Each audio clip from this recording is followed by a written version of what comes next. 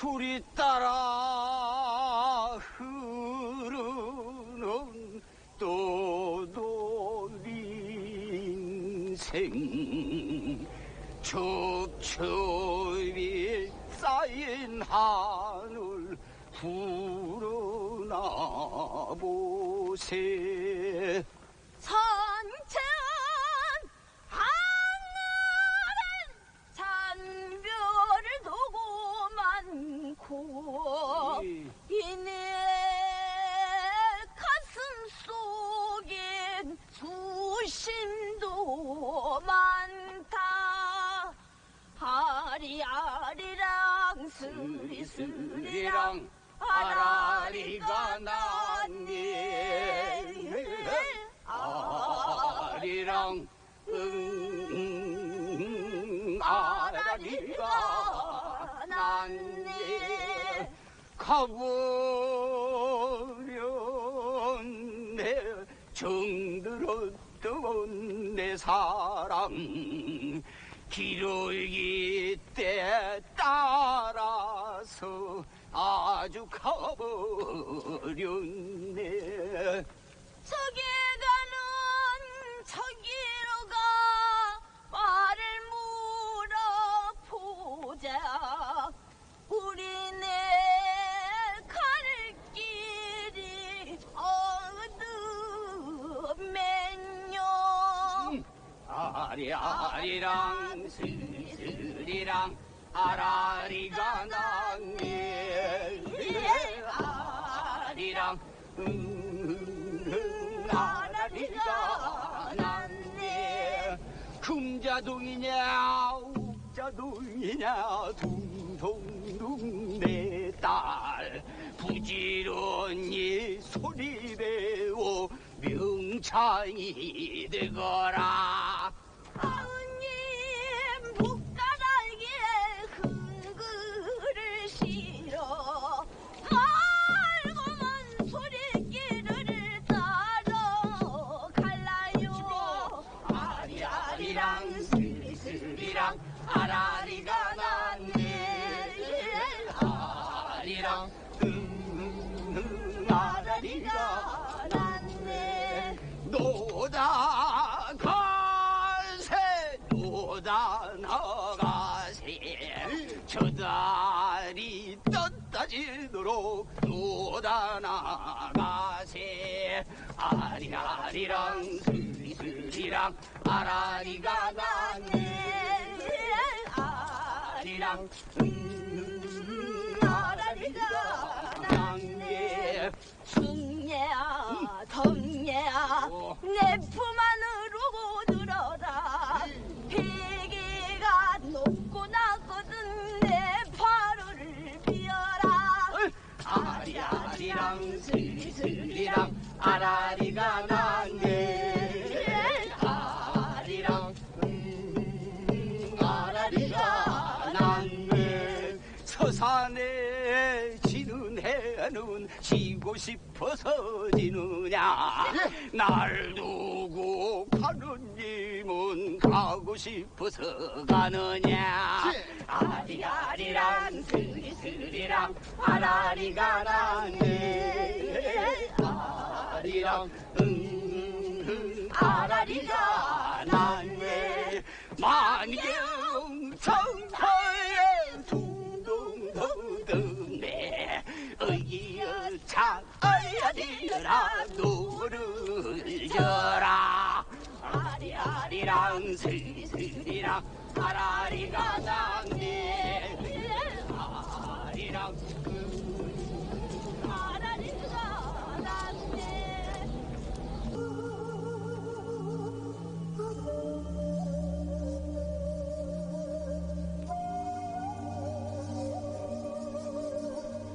쓸쓸하고 나나도 어제는 청춘일러니 오늘 백발한심하다. 남목한천 찬바람에 백설이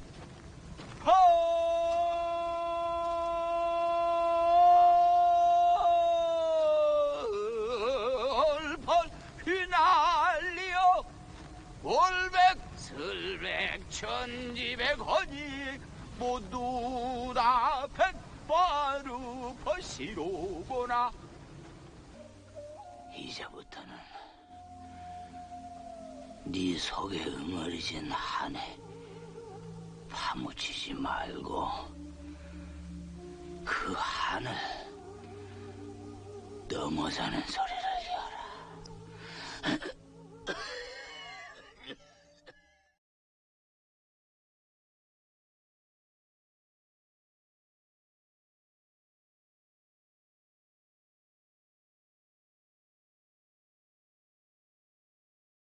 안녕하세요. 서편제 한 대목입니다. 처음 나왔을 때 저 감동적으로 본 영화입니다. 이청준 선생의 소설을 영화로 만드는 거죠.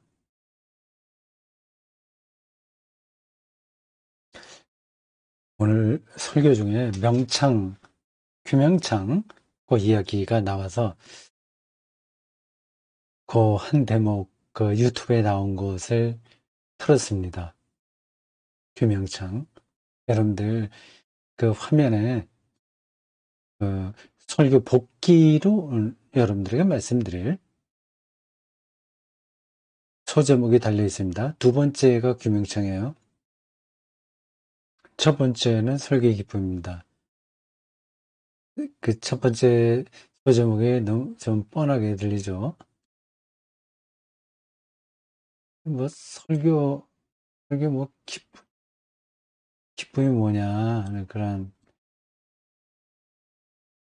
질문인데, 이제 설교 중에 제가 자유롭게 뭐 이렇게 한 말씀 드렸습니다. 설교 준비할 때마다 처음에 생각하지 못했던 어떤 내용들이 그 안으로 들어오는 거예요. 점점 그 설교 내용을 채워가면서 정말 중요한 설교를 하는구나 라는 생각을 합니다. 자기 세계에 너무 빠져서 그런 건지 아닌지 모르겠는데, 저에게 이제 그게 느껴지니까 그대로 말씀드린 겁니다. 오늘 주일 아침에도 아침에 이렇게 빵을 먹으면서, 매일 빵을 먹습니다만은 아침 시간에 저 거의 혼자 식사를 합니다. 그러면서 식사하면서 이렇게 설교문을 다시 쭉 읽거든요. 지난번에도 보여드렸는데 이 설교문입니다. 이렇게 5쪽으로 되어 있는 거. 이렇게 체크할 거 체크하고 먹고 커피 마시고 과일도 먹고 빵 먹고 과일 먹고, 이걸 이제 한쪽으로 들여다보면서 이렇게 메모도 하고 오자 있으면 고치고 이렇게 합니다. 그러면서 그 세계 안으로 들어가는 거예요. 그 세계라는 말을 제가 종종 씁니다. 세계가 있어요. 설교의 세계도 있습니다. 근데 그게 고정되어 있는 게 아니라 그 안으로 들어가는 것만큼 그 세계를 볼 수 있습니다. 이 세상이 참 신비로운 거예요.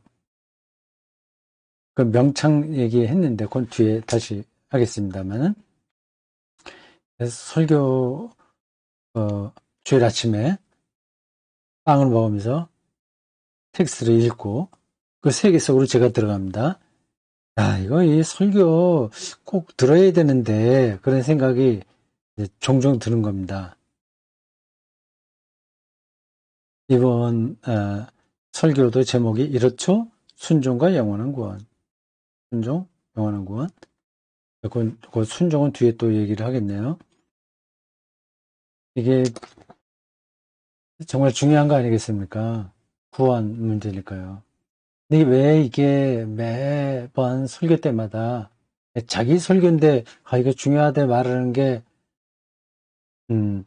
조금 웃겨 보일지 모르겠습니다. 아니, 그렇게 느끼니까 그냥 말씀드리는 거예요.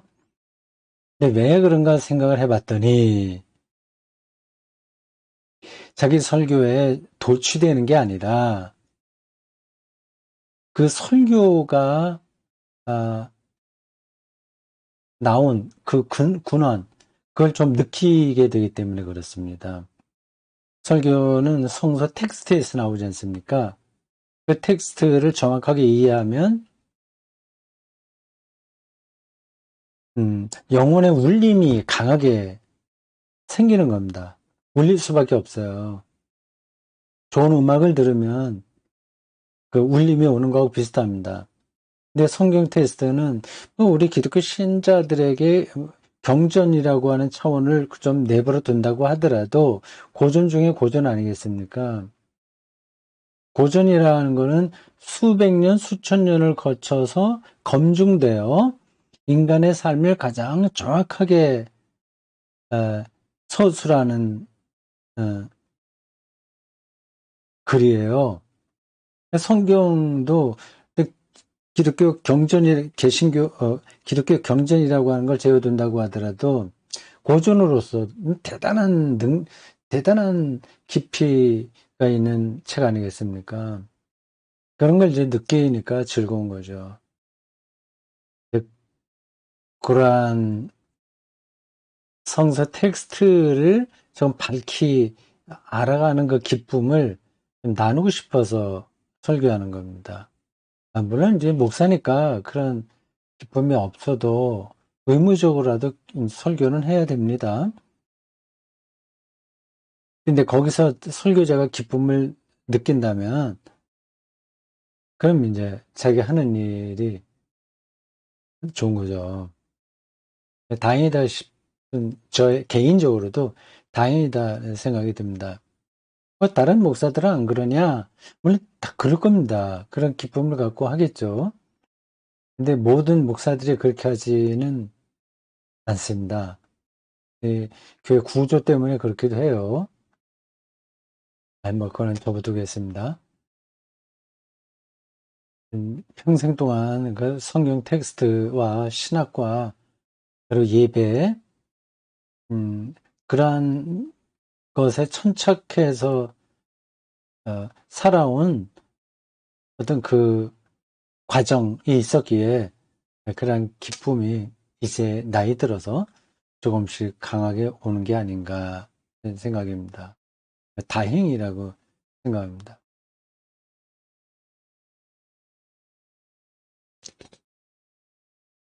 오늘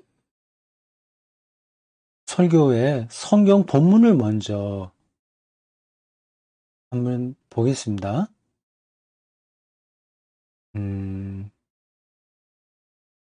본문 윈도우 캡처에 있겠죠? 윈도우 캡처 올려보겠습니다.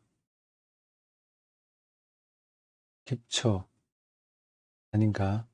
윈도우 캡처 4번인가? 네, 맞습니다.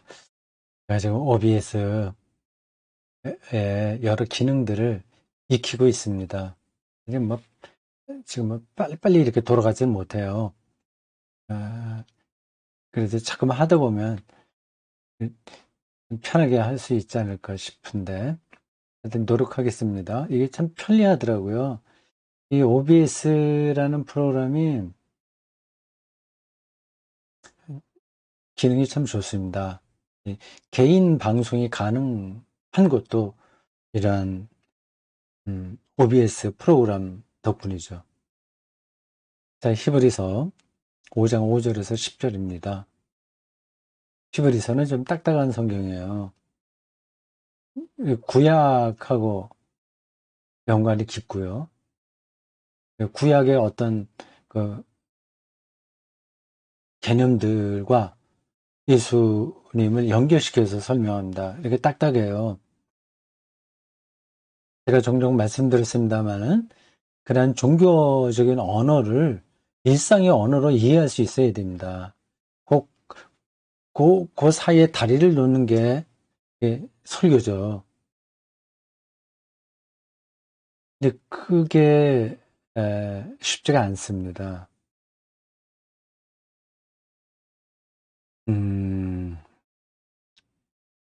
진작에 그러한 것들을 연결시킬 줄 알았다면 제가 젊어서부터 좀 더 설교의 이 품격이 높아졌을 텐데 뒤늦게 그러한 흐름들을 좀 알게 돼서 뭐 수준으로 따지면 뭐 그렇게 높지가 못합니다. 히브리서가 구약 성경과 연관된 조금 이색적인 신학인데 그 안에는 깊은 신앙과 그리고 우리의 삶의 그 내용들이 담겨 있습니다. 그걸 붙들면 그러면 놀라운 세계가 눈에 점점 들어오게 되는 겁니다. 5절부터 10절까지예요. 오늘 설교 시간에도 얘기했습니다만은 이번 설교가 성서 본문을 앞에서부터 차례대로 짚는다거나 아니면 전체를 한꺼번에 정리한다거나 한 게 아니었고 뒤에서부터 조금씩 앞으로 나갔습니다. 근데 뒤에 게 중요하기 때문에 그렇게 생각을 했어요. 9절과 10절인데 10절도 제가 설교 안에 끌어들여서 말할 수 있긴 있었는데 시간상 그건 내버려뒀습니다. 멜기세덱의 반차를 따른 대제사장, 예수가 왜 대제사장이냐 하는 문제를 말할 수도 있었습니다만 그건 접어뒀어요. 설교 시간에 모든 이야기를 다 할 수는 없습니다. 핵심 한 가지를 얘기해야 되죠. 핵심은 영원한 구원의 근원이죠. 근데 그게 어떻게 진행되냐 하는 히브리서의 설명을 따라가야 되기에 그 주변에 있는 것들도 같이 말한 겁니다. 9절이 그래서 그 설교의 출발점입니다. 온전하게 되셨은즉 자기에게 순종하는 모든 자에게 영원한 구원의 근원이 되시고, 너무 뻔한 얘기처럼 들릴 수도 있어요. 근데 그렇지 않다고 하는 거 제 설교를 통해서 전달이 되는지 모르겠습니다. 온전하게 되셨다. 퍼펙트라는 건데, 그래서 도대체 완전한 게 뭐냐 하는 이런 생각을 할 줄 알아야 이 구절을 해석할 수 있습니다.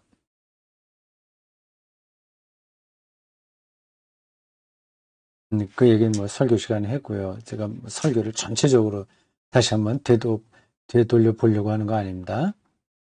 그러니까 뒤에서부터 이렇게 앞으로 간 거예요.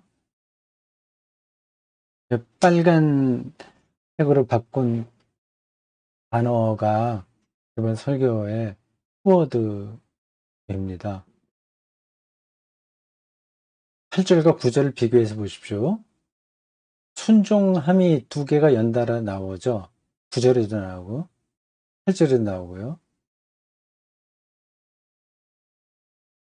9절에는 기독교인들의 순종이고 8절은 예수님의 순종입니다. 그러니까 우리의 순종은 예수님의 순종에 기대해 있는 거죠. 재밌었어요. 저도 그런 부분들을 설교 시간에 했죠. 순종이 뭐냐 하는 거하고, 그래서 뭐를 버리냐 그런 이야기를 했고요. 그래서 그거를 더 구체적으로 말씀드리진 않았습니다. 만약에 그것만 붙들고 설교했다면 더 길게 나갈 수도 있었죠. 뭐 재물 뭐 그런 것도 있으나 우리의 자존심 그런 것도 내려놓고 순종한다. 여기서 이제 또 더 좀 지나치게 엇나가게 되면 알아 순종해야 되지 않냐. 교회에 순종해라.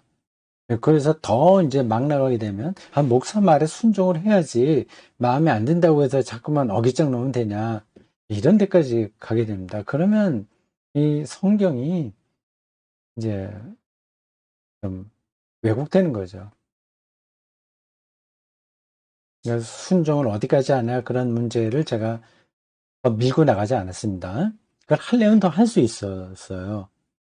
자존심 내려놓고, 정말 자기가 모든 이들에게 순종하는 자세에 아내는 남편에게, 남편은 아내에게, 그래서 교인들도 장로는 신자에게, 신자는 장로에게. 그 하나의 그 덕담 비슷하게, 그리고 뭐 이런저런 예화를 들면서 재미있게 그런 거를 끌어가려면 끌어갈 수 있습니다. 근데 그런 건 중요하지 않고, 그리고 그건 하나의 답은 아닙니다. 그건 자기가 알아서 선택을 해야 되는 거지. 일일이 그 초등학교 학생처럼 어떻게 살아가야 되냐는 거를 이렇게 가르치는 거는 저는 설교가 아니라고 생각합니다.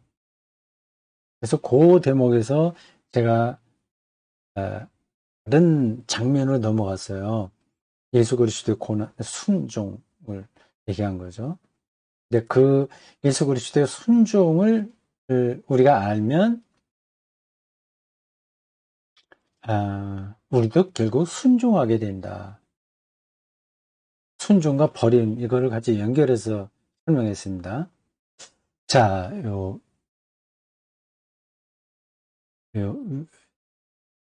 본문에 들어가겠습니다.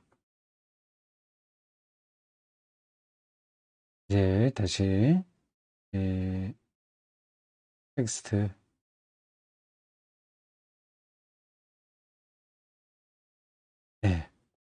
규명청 이야기에서부터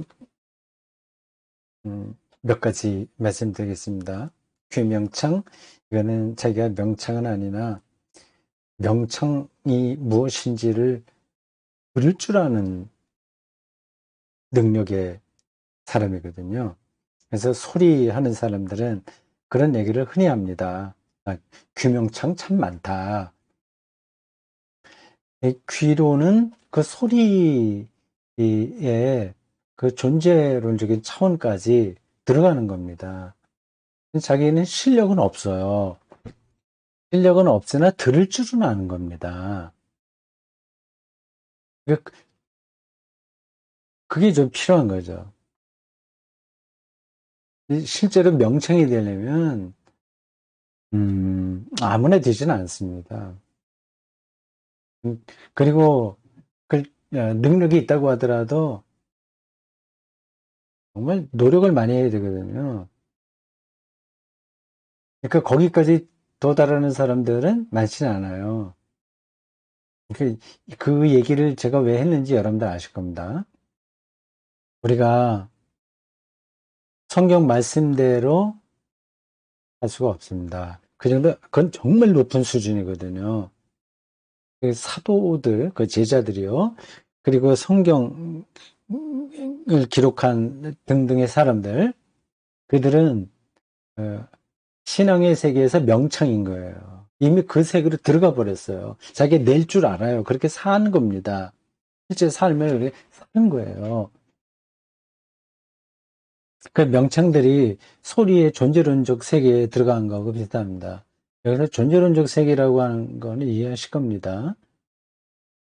소리가 있는 걸 보는 거예요. 듣거나 보는 거나 그거는 비슷한 뜻입니다. 그러니까 그거를 소리와 하나가 된 겁니다. 자유로운 거죠. 근데 그 존재론적인 세계예요. 그렇지 않은 사람은 억지로 흉내를 내는 겁니다. 소리를 흉내내는, 열심히 노력해서 흉내내는 거하고 명창이 돼서 소리의 세계 안에 들어가 버린 거하고는 완전히 다른 겁니다. 신앙에서도 그렇습니다. 우리가 사도들처럼 살지 못해요. 그리고 출가, 수도자들처럼 우리가 살지를 못합니다. 그런 사람들 많이 있잖아요. 정말 자기의 사생활을 완전히 포기하고, 이웃들을 위해서 사는, 그런 선교사들도 있고요. 등등 그렇습니다. 신앙에서 명창인데, 우리는 죽었다깨도 그걸 못합니다. 그러니까 이 신앙의 세계에도 그 차이가 굉장히 심한 것 같습니다. 기독교 신앙에 정말 가까이 간 사람이 있고, 중간쯤 있는 사람이 있고, 교회 다녀도 그냥 멀찍이 있는 사람이 있어요. 그러니까 겉으로는 잘 표시가 안 납니다. 뭐 장로가 됐다고 해서 가까이 간 것도 아니죠. 뭐 그건 여러분들이 진작에 잘 알고 계실 겁니다. 우리가 성경의 세계만큼 들어가지는 못하나 그게 어떤 건지는 거기서 울리는 소리를 듣고 구별할 수는 있어야 되는 거죠. 그게 규명청입니다. 저는 일반 신자들에게는 저 수준이 최선이라고 생각을 합니다. 죽었다 깨도 그 사도들처럼 될 수는 없어요. 그리고 기독교 2000년 역사에 있었던 그런 영성가들 같이는 될 수가 없습니다. 그러나 그 기독교 신앙의 세계가 어떤지는 우리가 구별할 줄 알고, 그리고 그쪽으로 자꾸만 가려고 하는 노력, 그 소리를 자꾸만 듣고 싶어지잖아요, 김영창은. 그러니까 잘못된 설교와 바른 설교를 구분할 줄 아는 그 귀, 그건 필요한 거죠. 그리고 어쩔 수 없이 우리가 돈을 벌고 또 저축도 하고 뭐 주식도 하고 뭐 이거저거 사람들이 하는 거 다 하긴 하나 정말 삶에서 중요한 게 뭔지는 구분할 줄 아는 거죠. 그게 신앙적인 규명창이라고 할 수 있습니다. 그게 일상을 살아가는 우리들에게는 최선이 아닐까 싶어요. 예. 그럼 어떻게 하면 신앙의 세계에서 규명창이 될 수 있냐? 그건 또 이제 또 하나의 숙제죠. 가만히 있는다고 되는 건 아니죠. 음. 순종하는 사람들에게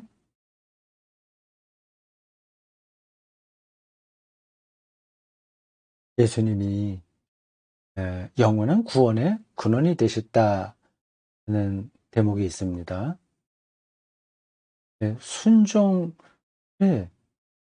순종한다는 게 뭐냐? 그래서 예수님의 순종도 같이 연관해서 설명했습니다. 이건 버리는 거다. 버릴 거를 구분해서 버릴 줄 아는 것. 그게 순종이라고 얘기했습니다. 그 설명을 해놓고 보니까 잘한 것 같아요. 말 잘한 것 같습니다. 그리고 그건 이미 다 잘 알고 있는 거죠. 예수의 제자가 된다는 건데, 음,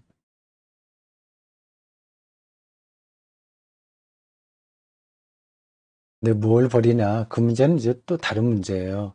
그거는 각자가 다 알아서 어, 해결해야 됩니다.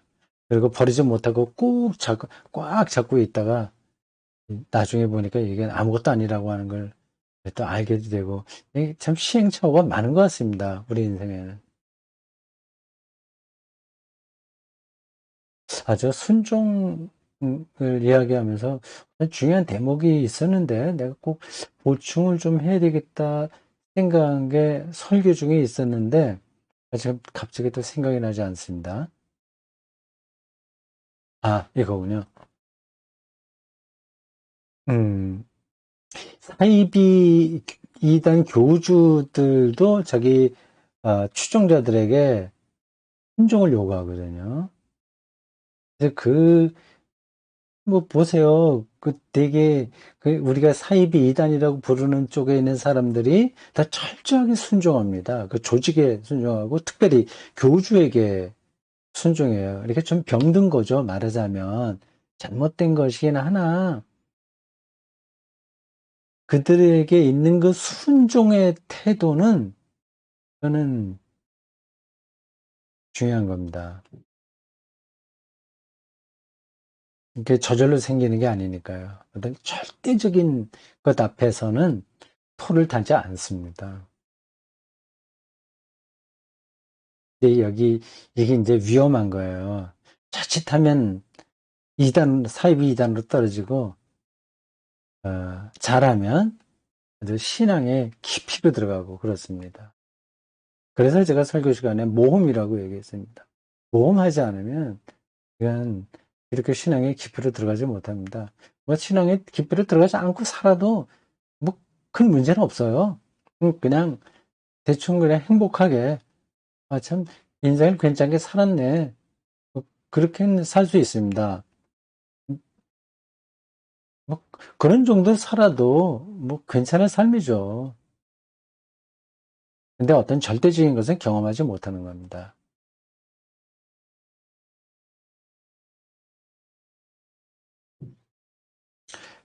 자, 마지막 소제목. 저는 이 사실을 믿습니다. 봅니다. 어떤 말인지 아시겠죠? 제가 설교 마지막에 한 멘트입니다. 이게 마지막 대목이에요. 그게 보이시는지 이게 마지막 장이거든요. 맨 밑에 이렇게 메모된 것도 있죠. 그 설교 문을 다시 읽으면서 고치고 고치고 한 겁니다. 거기에 그렇게 되어 있습니다. 고칠 것도 있고 고친 것도 있고 설교 복귀하려고 메모한 것도 있군요. 마지막 문장이 그렇습니다. 저는 이 사실 믿습니다. 어떤 사실을 믿냐? 설교자가 자기 혼자 흥분해갖고 자기 혼자 믿음이 좋은 것처럼 이 사실 믿으십니까? 뭐 그렇게 말할 수도 있는데 그런 방식의 설교가 꼭 나쁘다고 말할 수는 없는데 강요하는 건 설교가 아니거든요. 근데 강요는 아니고 설교자의 확신이 있어야 됩니다. 그래서 내가 이걸 확신한다는 뜻으로 말씀드린 겁니다. 이 사실을 믿는다고 할 때 그 사실이 뭐냐? 뭐 앞에 있는 설교 전체가 되기도 하지만 특별히 그 설교 마지막 단락에서 한 이야기입니다. 우리가 각 처지에서 어떤 형편에 있든지 거기서 순종한다면 하나님께서 특별한 능력과 방식으로 우리를 영원한 구원 안으로 끌어들이신다. 영원한 생명으로 구원하신다. 그걸 내가 믿는다는 겁니다. 이걸 제가 왜 한 번 더 보충을 해야 되냐. 다음과 같은 거예요. 믿는다고 하는 거예요. 뭐 누구나 다 말할 수 있는데 여기서 문장으로 다 표현하지 못한 게 있습니다. 하나님께서 특별한 능력과 방식으로 우리를 구원하신다. 영원한 생명 안으로 구원하신다고 했습니다. 근데 영원한 구원, 뭐 이런 생명 이런 것들이 그냥 전달이 될 수는 있긴 있는데 좀 추상적으로 들릴 수 있어요. 죽어서 천국 간다는 말인가? 아니면 부활한다는 이야기인가? 뭐 대충 그렇게는 알아들을 수 있습니다. 기독교인들의 신앙에서 그게 뭐 어쩔 수 없는 현실이기도 하고 한계이기도 하고 위기이기도 한데 그냥 대충 알아듣는 식으로 넘어가 버려요. 서로 알고 있는 것처럼 그냥 생각하면서 교회 생활을 할 뿐입니다. 마치 어떤 이수부왕가 어디에 나온 것처럼요. 임금이 벌거벗고 마차를 타고 가는데 괜히 거기에는 그 좋은 옷을 입고 있으려니 생각을 해서 아무 사람들이 이상하다 속으로 느껴도 말을 하지 않는 상황하고 비슷합니다.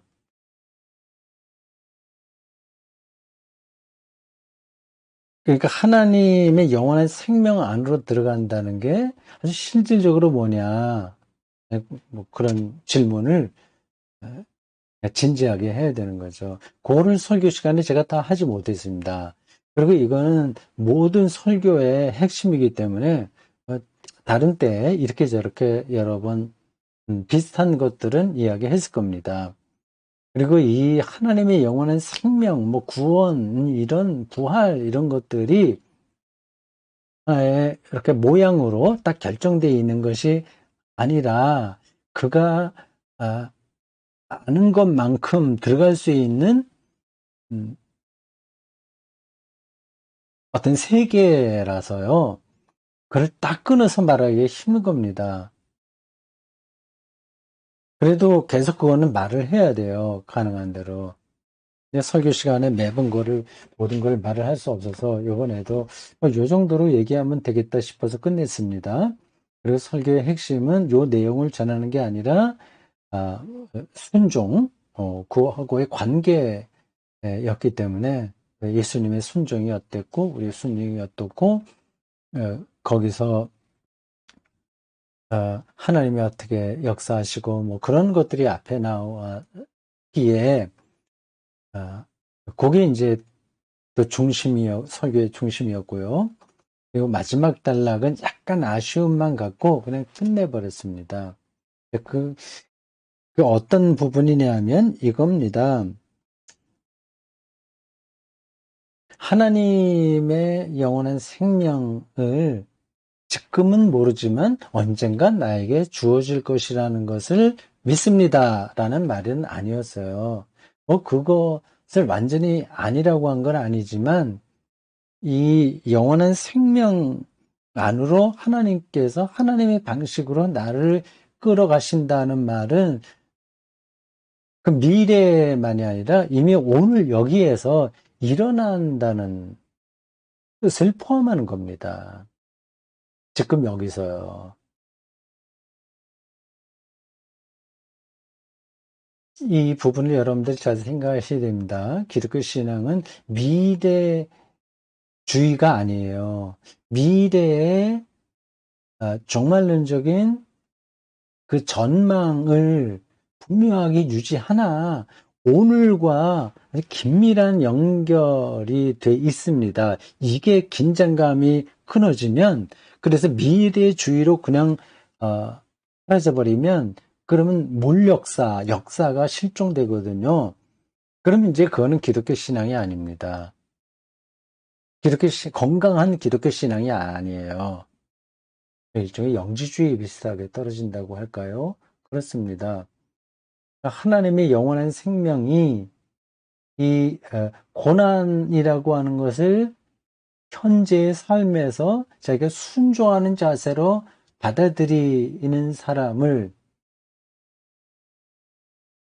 그게 한 부분이 있고 그 고난을 받아들인다는 것은 바로 예수의 순종을 배운다는 건데 그렇게 사는 사람에게 하나님께서 이미 여기서 영원한 생명을 주신다. 그걸 믿는다는 겁니다. 그를 당황해서 자기가 미처 알지 못해서 문제이지 그걸 볼 수만 있으면 보는 겁니다. 이게 어떤 거냐는 거는 좀 더 설명을 하긴 해야 되는데 그리고 뭐 매 설교마다 하긴 했습니다.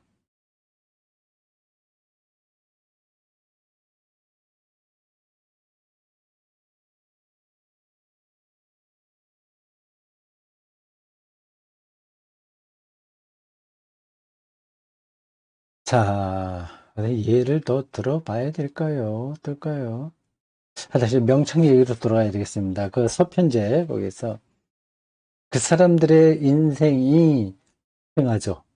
예? 뭐 인정받지도 못하고 뭐 등등 그 서편제 이야기는 뭐 그냥 아시는 걸로 전제하고 말씀드립니다. 근데 그 사람들은 소리의 세계에 들어갔어요. 이 세계 그 어떤 사람도 느끼지 못한 그 그 소리의 존재론적인 차원을 그들은 얻은 겁니다. 그거는 돈을 주고 살 수 있는 게 아닌 거예요. 그러니까 그들은 우리 기독교식으로 얘기하면 하나님의 영원한 생명을 얻은 겁니다. 그 비유적으로 제가 설명하는 거예요. 예수님의 순종을 우리가 그러니까 예수님이 고난받을 자기 아들로서의 특권을 포기한 거잖아요. 하나님이 그를 구원하신 거죠. 부활로 구원하신 거죠. 그를 예수 그리스도를 순종한다는 말은 예수 그리스도에게 일어난 운명을 자기가 받아들인다는 겁니다. 자기에게 그런 일이 벌어져도 자기는 그를 감수한다는 거예요. 그건 정말 우리에게 불행한 인생이죠. 근데 그건 우리의 계산이고 하나님이 그를 죽은 자 가운데서 살리셨다고 하지 않습니까? 그 신앙이 있잖아요. 부활신앙. 그건 정말 중요한 겁니다.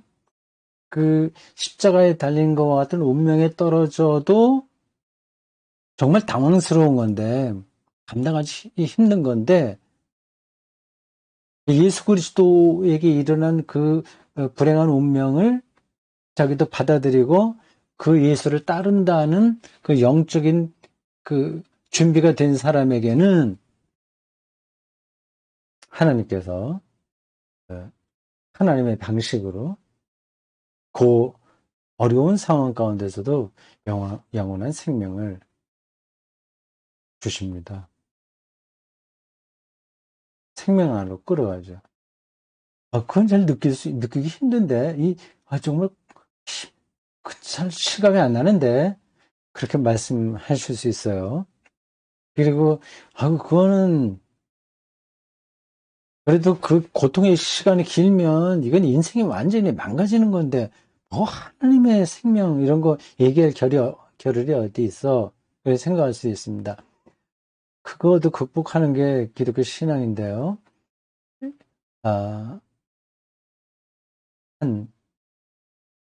좋아요. 평생 정말 고통스럽게 살았다고 합시다. 그래도 마지막 죽는 순간에, 이제 내가 안식하는구나.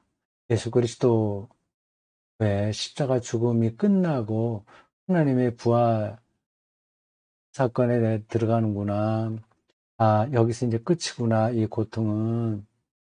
그 순간, 그거를 내가 느끼고 믿음으로 받아들이는 사람에게는 놀라운 그 희열이 그 순간 찾아올 겁니다.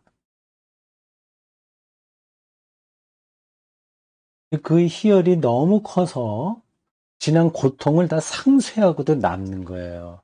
말이 안 된다고 생각하시면 어쩔 수 없습니다. 근데 우리는 세상이 말하는 행복의 기준에 너무 길들여서 뭐가 더 크고 오래가고 조금 시간만 더 길게 이게 더 좋지. 짧은 순간 기쁜 거? 이게 뭐 소용이 있어? 생각합니다. 그러면 그게 이제 굳어버리면 그렇게 신앙 속으로 들어갈 수가 없습니다. 저는 이 사실을 믿습니다는 바로 그와 같은 겁니다. 하나님의 영원한 생명이 우리가 예수 그리스도를 온전하게 따르고 순종한다면 죽음 이후에 하나님의 비밀한 방식으로 완성시킬 생명의 을 약속받았을 뿐만 아니라 오늘 여기서도 그 약속받은 생명이 현실로 다가올 수 있습니다. 그걸 더 생각해 보시기 바랍니다. 자, 오늘이 3월 21일, 3월도 이렇게 하순이 됐네요. 어저께가 충분이었습니다. 코로나19가 여전히 기승을 부리는데 좀 힘드시죠? 그러나 곳곳에 순간순간 기쁨이 있을 겁니다. 힘들어도 용기를 내고 잘 살아보십시오. 다음 주에 뵙겠습니다.